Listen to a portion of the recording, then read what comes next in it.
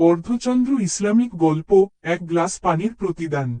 একটি মরুভূমির পাশের ছোট্ট গ্রামে থাকত সালেহ নামে এক গরিব কিশোর। তার বাবা ছিলেন অসুস্থ, আর মা মানুষের বাড়িতে কাজ করতেন। সংসারে অভাব থাকলেও সালেহ সবসময় আল্লাহর উপর ভরসা রাখত।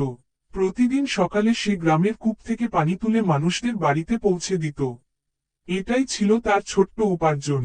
একদিন দুপুরে প্রচণ্ড গরম পড়েছিল। রাস্তাঘাট প্রায় ফাঁকা। সূর্যের তাপে মানুষ বাইরে বের হতেও ভয় পাচ্ছিল। সালেহ পানি নিয়ে ফিরছিল, এমন সময় সে রাস্তার পাশে এক বৃদ্ধ মুসাফিরকে পড়ে থাকতে দেখল। লোকটি খুব দুর্বল ছিল এবং তৃষ্ণায় কাঁপছিল। বৃদ্ধ কষ্ট করে বললেন, বাবা, একটু পানি হবে? সালেহ থেমে গেল। তার কলসিতে খুব সামান্য পানি ছিল। এই পানিটুকু বিক্রি করলেই সে রাতে খাবার কিনতে পারত। কিছুক্ষণ সে চুপ করে রইল। তারপর মনে পড়ল, তার মা সবসময় বলতেন, মানুষের উপকার করলে আল্লাহ তোমার উপকার করবেন। সালেহ এক মুহূর্ত দেরি না করে পুরো পানিটুকু বৃদ্ধকে পান করিয়ে দিল। বৃদ্ধ ধীরে ধীরে চোখ খুললেন। তার চোখে পানি চলে এলো।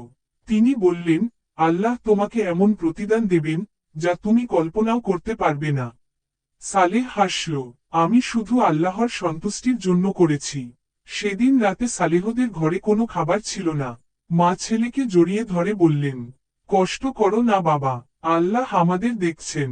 পরদিন সকালে গ্রামের মানুষ অবাক হয়ে দেখল, গ্রামে অনেক উটো লোকজন এসেছে।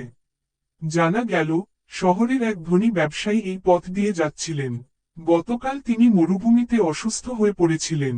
হ্যাঁ, সেই বৃদ্ধ মুসাফিরই ছিলেন ওই ব্যবসায়ী। তিনি গ্রামবাসীদের বললেন, একটি ছেলে আমাকে মৃত্যুর হাত থেকে বাঁচিয়েছে। এরপর তিনি সালেহকে খুঁজে বের করলেন। সালেহ সামনে আসতেই ব্যবসায়ী তাকে জড়িয়ে ধরলেন। তিনি বললেন, তুমি নিজের খাবারের টাকা দিয়ে আমাকে পানি দিয়েছ। আজ থেকে তোমার পরিবারের দায়িত্ব আমার। গ্রামের মানুষ অবাক হয়ে গেল। ব্যবসায়ী শুধু সাহায্যই করলেন না, সালেহকে লেখাপড়ার ব্যবস্থাও করে দিলেন। বছর কয়েক পর সালেহ বড় একজন আলেম ও ব্যবসায়ী হয়ে উঠল। কিন্তু সে কখনো তার অতীত ভুলে যায়নি। প্রতিদিন সে গরিবদের পানি ও খাবার বিতরণ করত। একদিন একজন তাকে জিজ্ঞেস করল, আপনি এত দান করেন কেন? সালেহ মুচকি হেসে বলল, কারণ আমি জানি, এক গ্লাস পানিও মানুষের জীবন বদলে দিতে পারে। তারপর সে আকাশের দিকে তাকিয়ে বলল, আল্লাহ কখনো কোনো ভালো কাজের প্রতিদান নষ্ট করেন না। সেদিন মসজিদের ইমাম সাহেব বললেন, মানুষ ভাবে ছোট দান তুচ্ছ, কিন্তু আল্লাহর কাছে আন্তরিকতার মূল্য সবচেয়ে বেশি। গ্রামের শিশুরা তখন থেকে পথের মুসাফিরদের পানি খাওয়াতে শুরু করল। কারণ তারা শিখেছিল, একটি ছোট দয়া হয়তো কারো জীবন বাঁচিয়ে দিতে পারে। দুটি শিক্ষা, ছোট ভালো কাজও আল্লাহর কাছে মূল্যবান। মানুষের উপকার করলে আল্লাহ সাহায্য করেন।